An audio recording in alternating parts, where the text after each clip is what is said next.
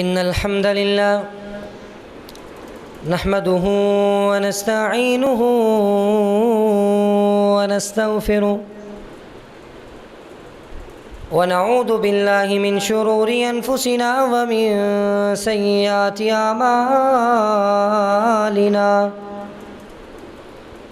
من يهده الله فلا مضل له ومن يضلله فلا هادي له أشهد أن لا إله إلا الله وحده لا شريك له وأشهد أن محمدًا عبده ورسوله اللهم صل على محمد وعلى آل محمد كما صليت على إبراهيم وعلى آل إبراهيم إنك حميد مجيد اللهم بارك على محمد وعلى آل محمد كما باركت على إبراهيم وعلى آل إبراهيم إنك حميد مجيد يا أيها الذين آمنوا اتقوا الله حق تقاته ولا تموتن إلا وأنتم مسلمون يا أيها الناس اتقوا ربكم الذي خلقكم من نفس واحدة وخلق منها زوجها وبث منهما رجالا كثيرا ونساء واتقوا الله الذي تساءلون به والأرحام إن الله كان عليكم رقيبا يا أيها الذين آمنوا اتقوا الله وقولوا قولا سديدا يصلح لكم أعمالكم ويغفر لكم ذنوبكم ومن يطع الله ورسوله فقد فاز فوزا عظيما أما بعد فإن خير الحديث كتاب الله وخير الهدي هدي محمد وشر الأمور محدثاتها وكل محدثة بدعة وكل بدعة ضلالة وكل ضلالة في النار أعوذ بالله السميع العليم من الشيطان الرجيم بسم الله الرحمن الرحيم محمد رسول الله والذين معه أشداء على الكفار رحماء بينهم سب قسم کی حمد و ثنا اللہ احکم الحاکمین کے لیے ہیں، جو ہمارا خالق ہے، مالک ہے، رازق ہے، ہر چیز پر قادر ہے، جو وہ چاہے کر سکتا ہے۔ اگر وہ چاہے تو کسی کو بیٹے دے دے، اگر وہ چاہے تو کسی کو بیٹیاں دے دے، اگر وہ چاہے تو اولاد سے محروم رکھے، کیونکہ وہ ہمارا خالق ہے، مالک ہے، جو وہ چاہے کر سکتا ہے۔ اس کے بعد لاکھوں کروڑوں درود و سلام اس ہستی اقدس مقدس مطہر معطر پر کہ جس کے ذریعے سے اللہ رب العزت نے ہماری رہنمائی کا بندوبست کیا اور جس کو رحمت للعالمین بنا کر بھیجا، جس کے آنے سے انسانوں کو جینے کے طور طریقے اور سلیقے آ گئے، اور جس کا نامی اسم گرامی جناب محمد الرسول اللہ صلی اللہ علیہ وسلم ہے۔ سامعین محترم، جیسا کہ ملک کے اندر بھی آج کل اور گزشتہ جو ماہ تھا محرم، جب سے ماہ محرم شروع ہوا ہے ابھی تک ملک کے اندر ایک بہت بڑا جرم جو ہے اس کا ارتکاب کیا جا رہا ہے، اور ایک خاص طبقہ اس میں بڑھ چڑھ کے حصہ لیتا ہے۔ اور وہ جرم کیا ہے؟ وہ جرم یہ ہے کہ صحابہ کرام رضوان اللہ علیہم اجمعین پر زبان تان کو دراز کیا جاتا ہے۔ صحابہ کرام رضوان اللہ علیہم اجمعین کے خلاف مجلسیں کروائی جاتی ہیں، صحابہ کرام رضوان اللہ علیہم اجمعین پر سب و شتم کیا جاتا ہے، صحابہ کرام رضوان اللہ علیہم اجمعین کے مقام مرتبے کو بڑے ہی غلط انداز سے اور نقائص اور عیوب کے ساتھ آپ کے واقعات کو، آپ کی زندگی کے پہلوؤں کو تذکرہ کیا جاتا ہے۔ لیکن حقیقت کیا ہے اور افسانہ کیا ہے؟ اور حقیقت تو یہ ہے کہ جو مقام صحابہ کرام رضوان اللہ علیہم اجمعین کا دین اسلام میں ہے، وہ جو صحابہ پر طعن کرنے والے ہیں وہ ساری زندگی صحابہ پر طعن کرتے رہے، ان کے طعن کی وجہ سے صحابہ کے مقام میں ایک ذرے کے برابر بھی کمی نہیں آ سکتی۔ اللہ نے جو ان کو مقام دے دیا ہے، اللہ نے جو ان کو فضیلت عطا کر دی ہے، اس فضیلت میں کوئی بھی کمی نہیں کر سکتا۔ اب بات کرنے کا مقصد یہ ہے، اس موضوع کو بیان کرنے کا مقصد یہ ہے کہ میں آج آپ کو بتانا چاہتا ہوں کہ صحابہ کرام رضوان اللہ علیہم اجمعین اللہ کے نبی کے ساتھ کس قدر مخلص تھے، اور صحابہ کا مقام دین میں کیا ہے، اور اللہ کے نبی نے اپنے صحابہ کو کیا مقام دیا ہے۔ جب ہم یہ سمجھ جائیں گے نا کہ صحابہ کا دین میں مقام کیا ہے، پھر ہم کبھی بھی صحابہ پر طعن نہیں کریں گے، کبھی بھی صحابہ کے خلاف ہماری زبان حرکت میں نہیں آئے گی۔ اپنی زبان کو جنبش دینے سے پہلے ہم 1000 مرتبہ سوچیں گے کہ ہم کس کے خلاف بولنے لگے ہیں۔ صحابہ کرام کا دین میں مقام کیا ہے؟ سب سے پہلی بات، صحابہ کرام کا دین میں مقام یہ ہے کہ اگر ہم اللہ کے رسول صلی اللہ علیہ وسلم کے بعد صحابہ کرام کو دین سے الگ کر دیں تو پھر سارے کا سارا دین ہی ختم ہو جاتا ہے۔ دین کی بنیاد صحابہ ہیں، دین کی سند صحابہ ہیں۔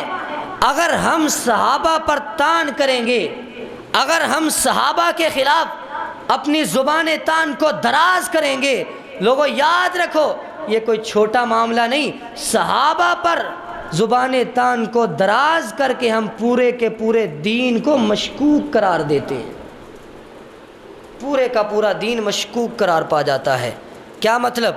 کہ جب صحابہ ہی نعوذ باللہ منافق تھے یا اللہ کے نبی کے ساتھ مخلص نہیں تھے، تو پھر دین کی ایک بات بھی آج ہم تک جو پہنچی ہے وہ صحیح نہیں، وہ ساری کی ساری غلط ہے۔ اور دین کو ختم کرنے کے لیے، دین کی بنیادوں کو گرانے کے لیے صحابہ پر طعن کیا جاتا ہے۔ حضرات، دین اسلام کا انکار کرنے کے لیے اگر کوئی اللہ کے رسول کے خلاف زبان طعن کو دراز کرے گا، نعوذ باللہ، تو وہ کافر ہو جائے گا، اسلام سے خارج ہو جائے گا۔ اس لیے دین کا رد کرنے کے لیے آسان سا حل کیا تلاش کیا گیا ہے؟ اللہ کے نبی پر نہیں، صحابہ پر طعن کرو، کیونکہ اللہ کے نبی کا ایک ایک عمل، آپ کی زندگی کا ایک ایک پہلو، آپ کی ایک ایک ایکٹیویٹی، آپ کی زندگی کا ایک ایک لمحہ اور آپ کے شب و روز کے معمولات، آپ کی زندگی کے جو گزارنے کا اور گزر بسر کرنے کا جو طریقہ تھا، وہ ایک ایک طریقہ اور ایک ایک عمل ہم تک پہنچایا ہے تو صحابہ کرام نے پہنچایا ہے۔ اگر ہم کہیں کہ صحابہ کرام بھی نعوذ باللہ مخلص نہیں تھے، تو پھر کیا اللہ کے رسول کے جو معمولات ہم تک پہنچے ہیں وہ صحیح ہو سکتے ہیں؟ اگر ہم کہیں کہ صحابہ کرام نعوذ باللہ منافق تھے، تو کیا تمہارا اور ہمارا جو مسلمانوں کا متفق علیہ نظریہ ہے، ہمارا یہ نظریہ ہے کہ انا نحن نزلنا الذکر و انا لہ لحافظون۔ لوگوں یاد رکھو، قرآن جب سے نازل ہوا ہے آج تک قرآن بالکل اسی حالت میں محفوظ ہے۔ اور قرآن کو لکھنے والے کون ہیں؟ قرآن کو جمع کرنے والے کون ہیں؟ قرآن کو ایک مصحف میں اور ایک دو گتوں کی جلد میں جمع کرنے والے صحابہ کرام ہیں، اور قرآن کو تحریر کرنے والے بھی صحابہ کرام ہیں۔ اگر ہم یہ کہیں کہ صحابہ کرام ہی نعوذ باللہ منافق تھے تو قرآن کیسے محفوظ رہے گا؟ حدیث لکھنے والے کون ہیں؟ ہم تک آج نبی علیہ الصلوۃ والسلام کی ایک ایک بات اگر صحیح طریقے سے محفوظ طریقے سے پہنچی ہے تو اس کا سبب اگر اللہ نے کسی کو بنایا ہے تو وہ صحابہ کرام کو بنایا ہے، جنہوں نے اپنی زندگیاں وقف کر دیں، جنہوں نے نہ کھانے کی پرواہ کی، نہ پینے کی پرواہ کی، نہ گھر بار کی پرواہ کی، نہ جائیداد کی پرواہ کی، نہ بیوی بچوں کی پرواہ کی، نہ کاروبار کی پرواہ کی، نہ تجارت کی پرواہ کی، نہ مال و دولت کی پرواہ ہے۔ کہا ہمارا تن من دن، ہماری ہر ایک چیز، ہر ایک شے اللہ کے رسول پر قربان ہے۔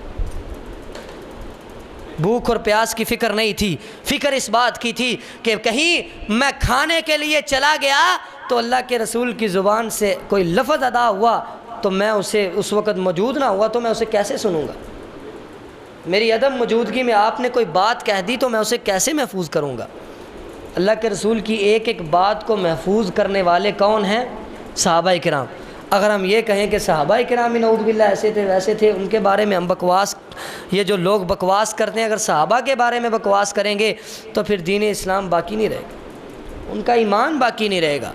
حضرات یہ بات یاد رکھو کہ کائنات کے اندر اللہ نے اپنے نبی کو وہ ساتھی دیے تھے اور وہ جماعت دی تھی اور وہ صحابہ دیے تھے جو سب سے افضل تھے، انبیاء کے بعد سب سے افضل تھے۔ جس طرح امام الانبیاء آقا علیہ الصلوۃ والسلام سب سے افضل تھے، سب نبیوں سے اعلیٰ تھے، عرفہ تھے، اسی طرح آپ کے جو ساتھی تھے، آپ کی جو جماعت تھی وہ بھی اعلیٰ تھی۔ جن کی اللہ کے رسول نے بذات خود تربیت کی ہو، ان کی تربیت میں کوئی نقص ہو سکتا ہے؟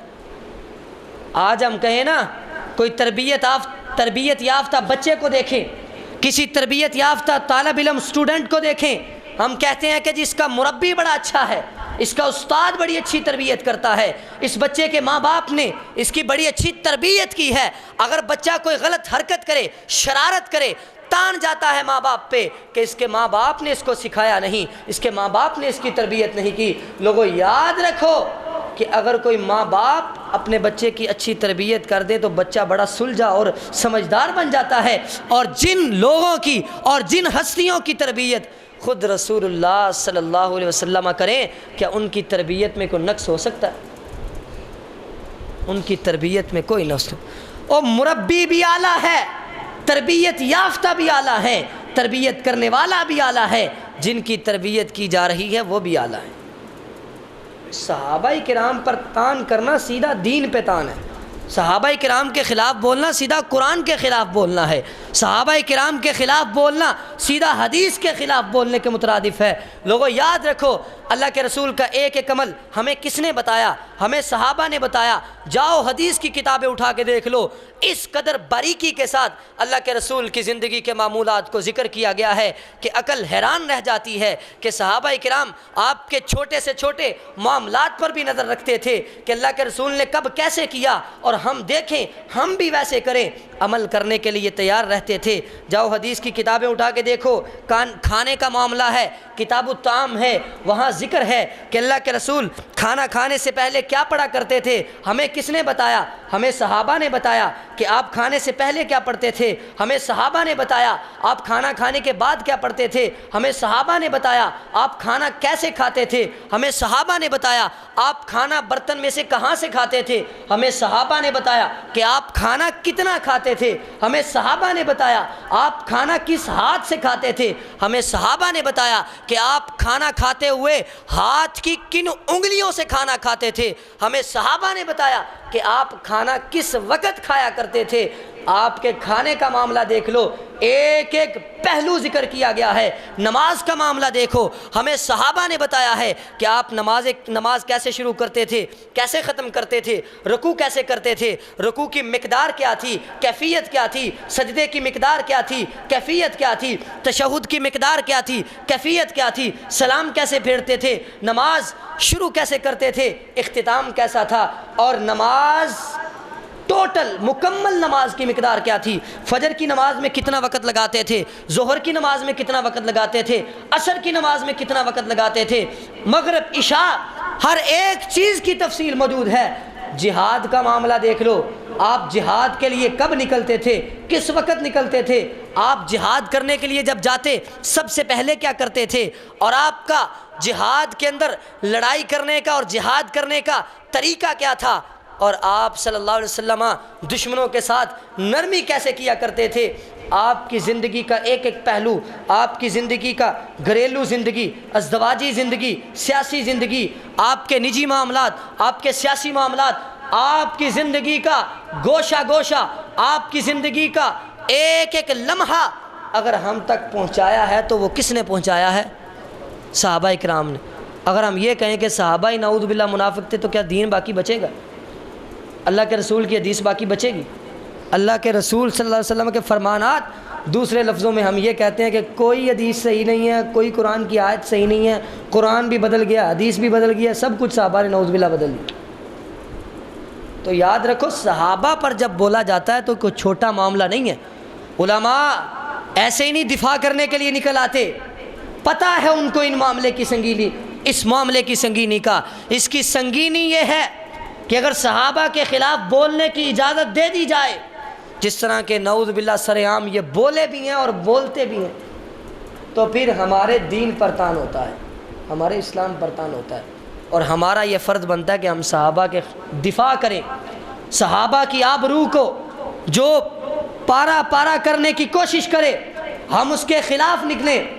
اور یاد رکھو، تان کس بنیاد پہ کیا جاتا ہے؟ صحابہ کے خلاف بکواس کس بنیاد پہ کی جاتی ہے؟ کہ نعوذ باللہ صحابہ منافق تھے، مخلص ہی نہیں تھے، نعوذ باللہ صحابہ اقتدار کے بھوکے تھے، نعوذ باللہ ظالم تھے، غاصب تھے، صحابہ نے ایسے کیا ویسے کیا۔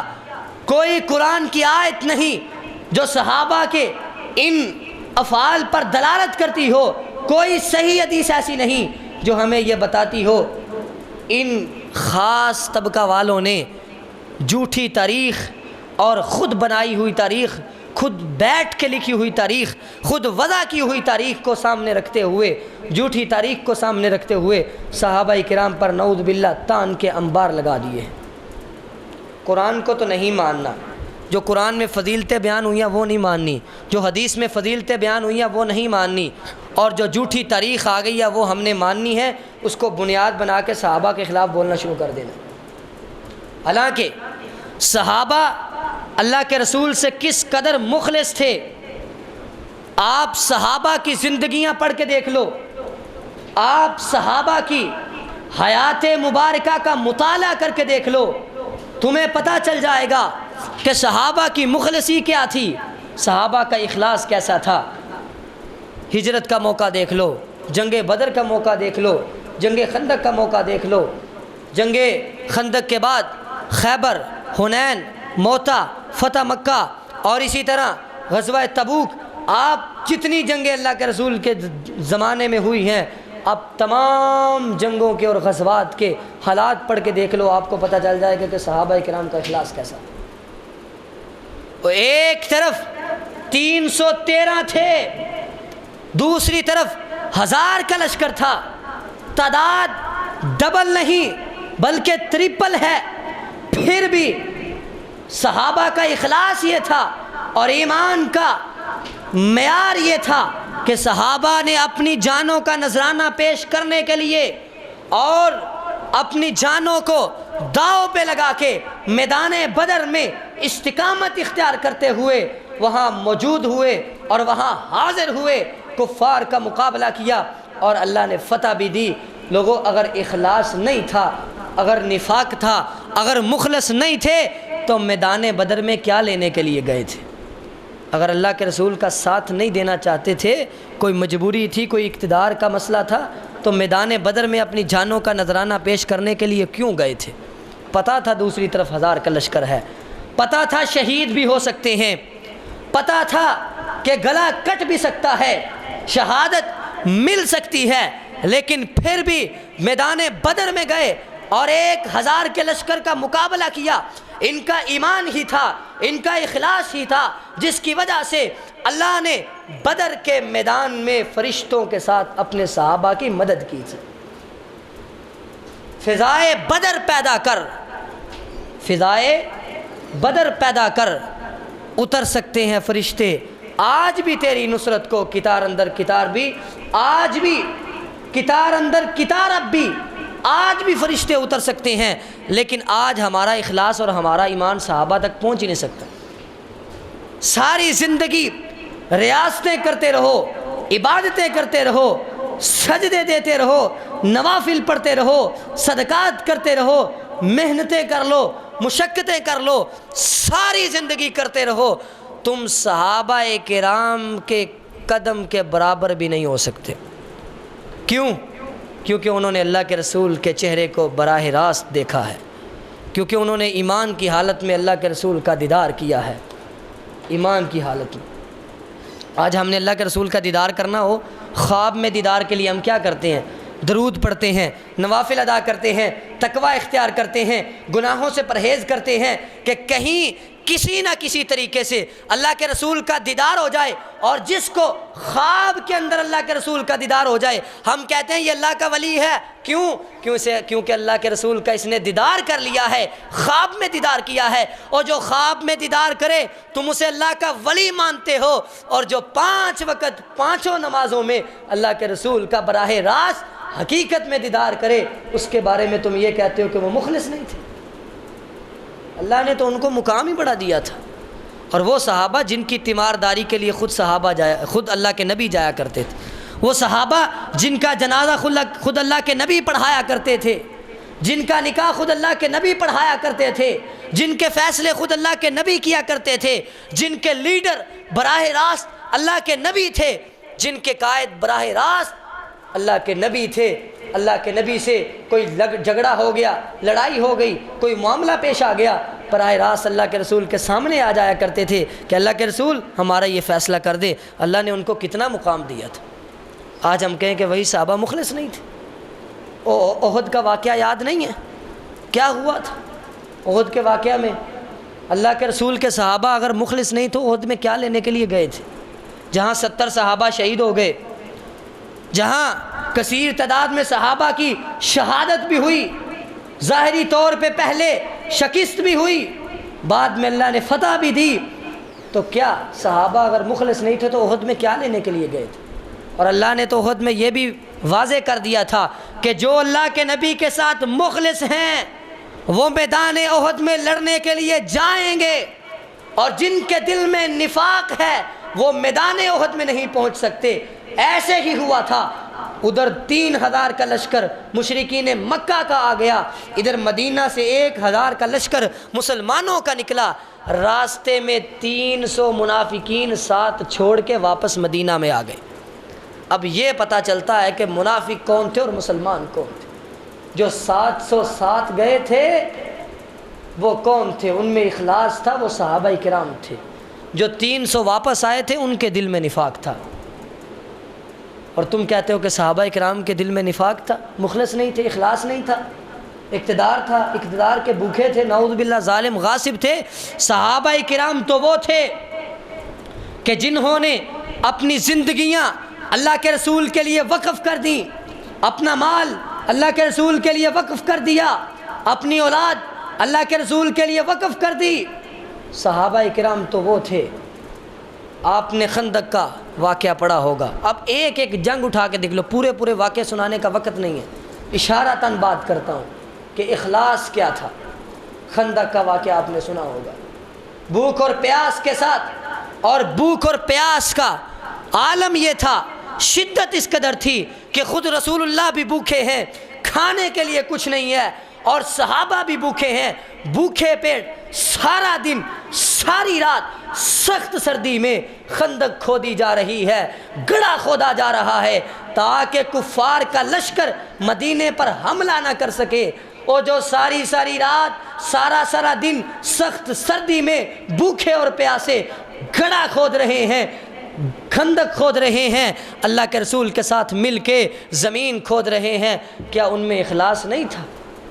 کیا اخلاص کے بغیر ہی وہ اللہ کے رسول کے ساتھ بھوکے اور پیاسے کام کر رہے تھے؟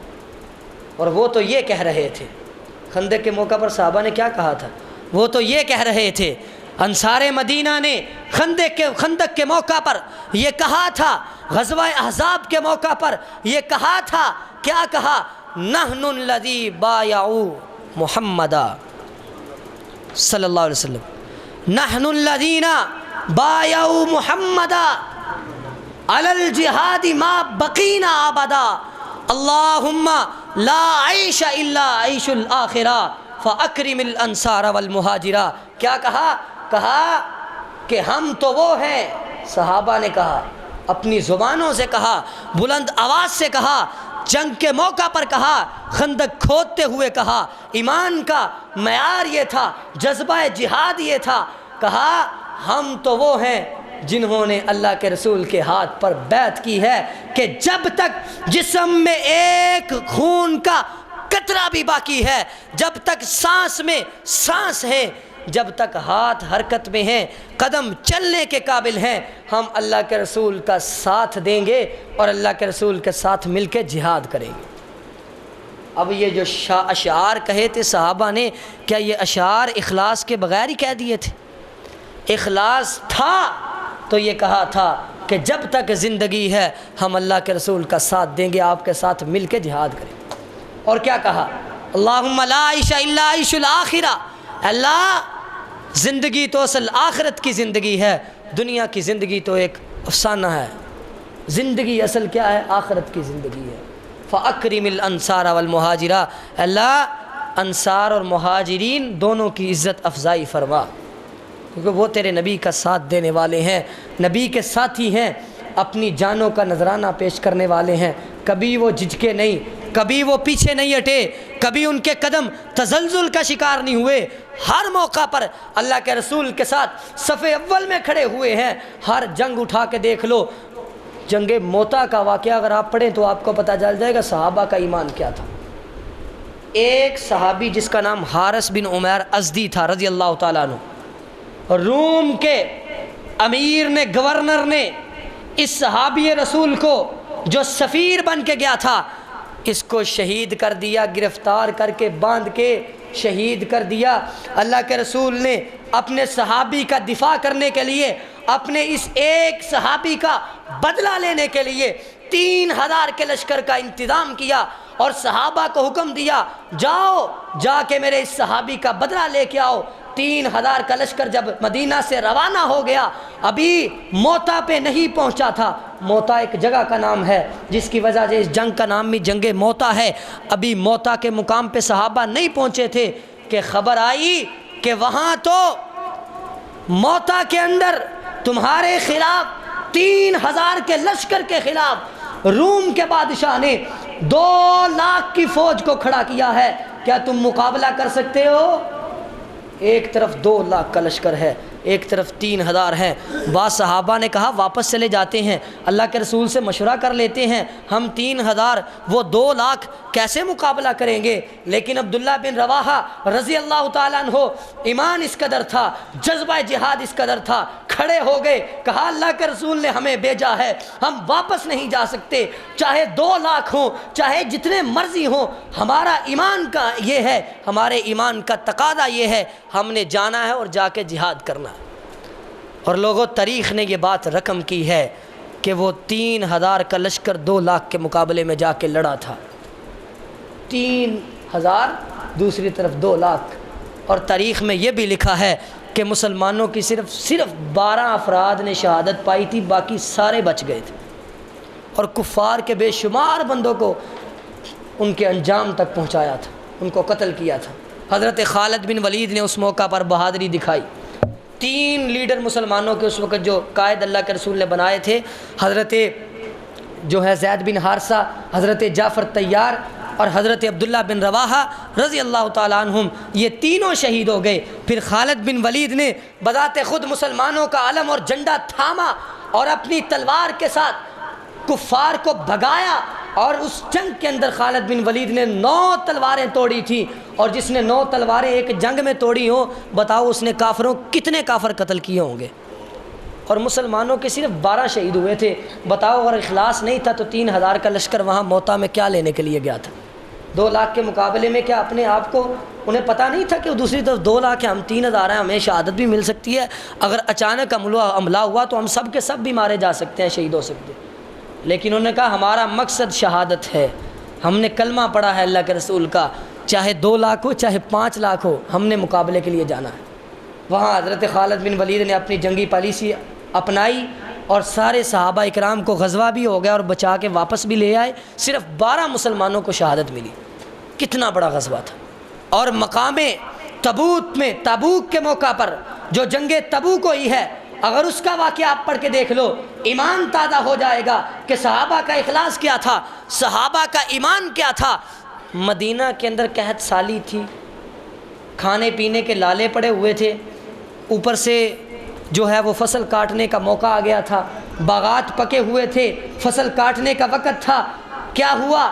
اللہ کے رسول نے آرڈر جاری کر دیا، لوگوں سب کو حکم ہے، تمام صحابہ کو حکم ہے، ہر ایک کے لیے عام حکم ہے کہ ہم نے تبوک مقام پر جنگ کرنے کے لیے، جہاد کرنے کے لیے جانا ہے، سارے صحابہ جنگ کی تیاری شروع کر دو۔ اب کسی نے یہ نہیں کہا کہ جی قحط سالی تھی، ابھی پھل اتارنے کا موقع ہے، فصل کاٹنے کا موقع ہے، ہمیں فصلیں کاٹ لینے دیجئے، ہمیں پھل اتار لینے دیجئے، پھر ہم جہاد کے لیے چلے جائیں گے۔ کہیں ایسا نہ ہو کہ ہم جہاد کے لیے جائیں، ہماری فصلیں تباہ ہو جائیں، ہمارے پھل جو ہیں وہ ضائع ہو جائیں، ہمیں پہلے پھل اتار لینے دیجئے، ہمیں پہلے فصلیں کاٹ لینے دیجئے۔ کسی نے نہیں کہا، صحابہ نے تیاری شروع کر دی۔ اور کیا ہوا تھا؟ حضرت عثمان رضی اللہ تعالیٰ عنہ نے سونا بھی دیا، چاندی بھی دی، درہم بھی دیے، دینار بھی دیے، گھوڑے بھی دیے، اونٹ بھی دیے۔ حضرت عبد الرحمن بن عوف نے بھی خرچ کیا۔ حضرت ابو بکر نے اپنے گھر کا سارا مال لا کے اللہ کے رسول کے قدموں میں ڈھیر کر دیا۔ حضرت عمر فاروق نے اپنے گھر کا آدھا مال لا کے اللہ کے رسول کے قدموں میں ڈھیر کر دیا۔ کسی کے پاس تھوڑا تھا، کسی کے پاس زیادہ تھا، جس قدر تھا، جتنا تھا، اللہ کے رسول کے قدموں میں لا کے رکھ دیا۔ یہ اخلاص نہیں تھا تو کیا تھا؟ یہ اخلاص ہی تھا کہ انہوں نے اپنا ایک ایک مال اور ایک ایک چیز اللہ کے رسول کے قدموں میں رکھ دی اور غزوے کی تیاری کر لی۔ اور جب غزوے کے لیے نکلے، تبوک کا سفر شروع ہوا، تعداد اس قدر زیادہ تھی کہ ایک سواری 18 صحابہ کرام کے حصے میں آئی تھی۔ ایک سواری پر باری باری 18 صحابہ کرام سوار ہوتے تھے، اور 18ویں بندے کی باری کب آتی ہوگی ذرا آپ اندازہ لگائیں۔ پیدل سفر کیا، تبوک کا سفر پیدل سفر کیا، اور 20 دن آپ تبوک کے مقام میں ٹھہرے ہیں، اور 15 دن آپ کو جاتے ہوئے لگے ہیں، 15 دن واپس آتے ہوئے ہیں، ٹوٹل 50 دن آپ کے اس کام میں صرف ہوئے ہیں۔ آپ اندازہ لگائیں کہ 15 دن تک پیدل سفر کیا ہے۔ اور حضرت عمر فرماتے ہیں کہ کھانے پینے کی اس قدر قلت آ گئی تھی کہ پینے کے لیے پانی میسر نہیں تھا، اس قدر پیاس کی شدت ہو گئی، اس قدر پیاس لگ گئی کہ ایک موقع پر صحابہ کرام یہ کہنے لگے، ہمیں ایسے محسوس ہو رہا ہے اگر ہمیں چند منٹ پانی نہ ملا تو ہم پانی کی وجہ سے ہلاک ہو جائیں گے، پیاس کی وجہ سے ہمارے گلے کٹ جائیں گے۔ اس قدر پیاس تھی اور بھوک اس قدر تھی۔ ایک ایک کھجور کو آدھا کر کے 2 حصے کر کے 2 صحابہ کرام کھایا کرتے تھے، آدھی ایک آدھی دوسرا۔ یہ عالم تھا بھوک کا کہ کھانے کے لیے بھی کچھ نہیں ہے، پینے کے لیے بھی کچھ نہیں ہے۔ حتیٰ کہ جب صحابہ میں سے کوئی اونٹ کو ذبح کرتا تو اونٹ کے اندر اللہ نے یہ صلاحیت رکھی ہے کہ اونٹ اپنے پیٹ میں پانی کو سٹور کر لیتا ہے۔ صحابہ کرام اونٹ کے اندر سے پانی کو نکال کے پانی پیتے تھے، اس قدر پیاس لگی تھی۔ پھر ایک موقع پر اللہ کے رسول نے وہاں دعا کی، اللہ نے بارش کو نازل فرمایا، جہاں صحابہ کرام موجود تھے وہاں بارش ہوئی۔ بارش جب ہوئی، صحابہ کرام نے پانی بھی پیا، نہا بھی لیا، اور پانی کو سٹور بھی کر لیا، برتن بھی بھر لیے، اور اللہ کے نبی نے یہ حکم دیا کہ جو کچھ کسی کے پاس ہے، کسی نے آدھی روٹی جو کی لا کے رکھی، کسی نے کچھ کھجوریں رکھی، کسی نے کچھ تھوڑا بہت پنیر لا کے رکھا، اللہ کے رسول نے برکت کی دعا کی، اللہ نے اس کھانے میں اس قدر برکت عطا فرمائی کہ پورے کا پورا لشکر اس کھانے سے سیر ہو گیا، اور اس کھانے کو انہوں نے سنبھال بھی لیا جو باقی بچ گیا۔ تو وہاں اللہ کے رسول کا معجزہ بھی صادر ہوا، اور اس سفر میں صحابہ کرام کا اخلاص بھی واضح ہو گیا۔ اور اللہ نے کیا فرمایا؟ لَقَدْ تَابَ اللَّهُ عَلَى النَّبِيِّ وَالْمُهَاجِرِينَ وَالْأَنصَارِ الَّذِينَ اتَّبَعُوهُ فِي سَاعَةِ الْعُسْرَةِ۔ اللہ نے فرمایا ہے کہ وہ لوگ اور وہ صحابہ جنہوں نے آپ کی اس تنگی کے سفر میں اتباع کی ہے۔ تنگی کا سفر تھا، اسے نام یہ دے دیا گیا جیش العسرہ۔ جیش العسرہ کا مطلب کیا ہے کہ تنگی کا سفر۔ اس قدر تنگی تھی، پینے کے لیے کچھ نہیں تھا، کھانے کے لیے کچھ نہیں تھا، چل کے پیدل سفر کر کے صحابہ کرام رضوان اللہ علیہم اجمعین کے قدموں سے خون نکلنا شروع ہو گیا، قدموں میں ورم پڑ گئے۔ اور بعض روایات میں آتا ہے کہ صحابہ جب کھانے کے لیے کچھ نہیں ملتا تھا، درختوں کے پتے بھی کھانے پڑے، پتے کھا کے ہونٹ جو ہے وہ ہونٹوں پر ورم پڑ گئے، ہونٹ سوج گئے۔ اس قدر مشقتیں اور تکلیفیں برداشت کی۔ اور اگر کوئی کہے کہ صحابہ کے اندر اخلاص نہیں تھا، نعوذ باللہ صحابہ منافق تھے، تو ہم اس کی بات کا کیسے اعتبار کر سکتے؟ اللہ نے صحابہ کو آزمایا۔ یہ وہ جنگ تھی کہ جس جنگ کے موقع پر ہر مومن صحابی، ہر مخلص صحابی اس جنگ میں بڑھ چڑھ کے شریک ہوا تھا، اور جو منافق تھے، جو 80 منافق تھے، وہ مدینہ میں پیچھے رہ گئے تھے۔ اللہ کے رسول جب واپس آئے تو انہوں نے طرح طرح کے عذر پیش کیے، اور 3 صحابہ ایسے تھے جو مومن بھی تھے لیکن پیچھے رہ گئے، بعد میں اللہ نے ان کی توبہ کو قبول فرما کے ان کو معاف فرما دیا۔ وَعَلَى الثَّلَاثَةِ الَّذِينَ خُلِّفُوا حَتَّى إِذَا ضَاقَتْ عَلَيْهِمُ الْأَرْضُ، ان کی توبہ کا ذکر بھی اللہ نے قرآن میں کر دیا۔ تو آپ اگر اب خود بتائیں کہ صحابہ کا ایمان کیسا تھا، صحابہ کا اخلاص کیسا تھا، صحابہ نے کس طرح اتباع کی تھی۔ اور شاعر نے کیا خوب کہا ہے کہ بڑی معتبر ہے جماعت صحابہ، بڑی معتبر ہے جماعت صحابہ، ذرا پڑھ کے دیکھو حیات صحابہ، گویا کہ باغ علم میں ہے اترنا، موضوع سخن ہے باتیں صحابہ۔ صحابہ کی باتیں کرتے رہو، صحابہ کے تذکرے پڑھتے رہو، صحابہ کی زندگیاں پڑھتے رہو، تو انسان کا ایمان تازہ ہوتا ہے، انسان کے ایمان کا معیار بڑھتا ہے، کیونکہ اللہ نے فرما دیا فَإِنْ آمَنُوا بِمِثْلِ مَا آمَنْتُمْ بِهِ فَقَدِ اهْتَدَوْا۔ اگر تم ایمان لے کے آنا چاہتے ہو تو صحابہ جیسا ایمان لے کے۔ تو اللہ سے دعا ہے کہ اللہ تعالی ہمیں، باتیں تو بہت تھی، وقت نے اس بات کی اجازت نہیں دی، ابھی باتیں بہت تھیں صحابہ کے بارے میں۔ صحابہ کے بارے میں ایک حدیث آپ کو سنا دیتا ہوں، بہت اہم ہے، وقت تو ہو گیا ہے۔ وہ حدیث کیا ہے کہ جو صحابہ کے خلاف بولتا ہے نا، جو صحابہ پر طعن کرتا ہے، جو صحابہ کو گالی دیتا ہے، صحابہ کو منافق کہتا ہے، صحابہ کو برا بھلا کہتا ہے، سب سے پہلی بات تو یہ ہے کہ وہ دین کا انکار کر دیتا ہے، نہ قرآن بچے گا، نہ حدیث بچے گی، نہ اس بندے کا ایمان بچے گا، نہ اسلام بچے گا، اور سب سے بڑھ کر وہ اللہ کے رسول کی اس وعید کا شکار ہوگا۔ وعید کیا ہے؟ اللہ کے رسول نے فرمایا من سب اصحابی فعلیہ لعنت اللہ والملائکۃ والناس اجمعین۔ لوگوں یاد رکھو، جو صحابہ پر طعن کرتا ہے، جو صحابہ کو برا بھلا کہتا ہے، صحابہ کے خلاف بکواس کرتا ہے، اس کے بارے میں اللہ کے رسول کا فرمان ہے فعلیہ لعنت اللہ والملائکۃ والناس اجمعین۔ اس پر اللہ کی بھی لعنت ہے، اس پر فرشتوں کی بھی لعنت ہے، اس پر تمام لوگوں کی بھی لعنت ہے۔ اس سے بڑھ کے وعید کیا ہو سکتی ہے؟ وہ لعنتی ہے جو صحابہ پر طعن کرتا ہے، وہ منافق ہے جو صحابہ پر طعن کرتا ہے، اس کا ایمان سے کوئی تعلق نہیں، اس کا اسلام سے کوئی تعلق نہیں۔ جس نے صحابہ پر طعن کیا، جب اس کا ایمان کیسے رہ سکتا ہے، اس کا دین کیسے باقی رہ سکتا ہے؟ کیونکہ دین کو پہنچانے والے، ہم تک دین پہنچانے والے صحابہ ہیں۔